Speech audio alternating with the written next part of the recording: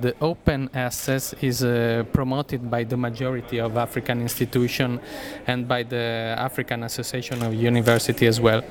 Which role plays the broadband to realize this kind of policy in your idea?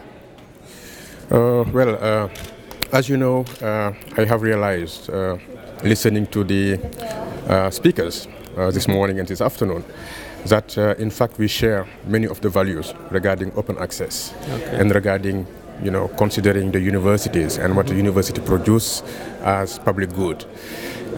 But for African universities, there are a lot of challenges, and those challenges are manifold.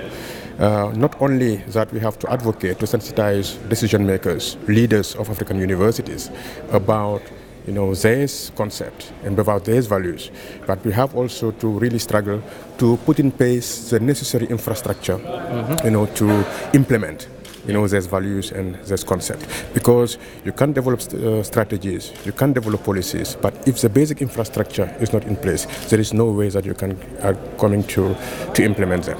And we are really struggling for years and years to get affordable access and adequate access to broadband for African universities. Very good. Thank you. The second question that is connected with the first one is if the web promoting now in the African continent research and teaching is exchanging between the country, the states, the African states. There are collaboration, there are kind of research exchanges, teachers exchanges. Well, it's something that we are promoting because we have also realized that this collaboration, this sharing and exchange of staff, exchange of students is not at the level we want them to be. Because there is a little exchange, in fact, between institutions of higher education in Africa. And I can give you a simple example. Many times, African researchers meet really outside the continent, by attending conferences. So we meet more outside the continent than within the continent. So what we are really trying to promote now is to establish linkages between universities, even at national level. I'm not even talking at regional level. But in many African countries, collaboration doesn't exist between institutions in the same country.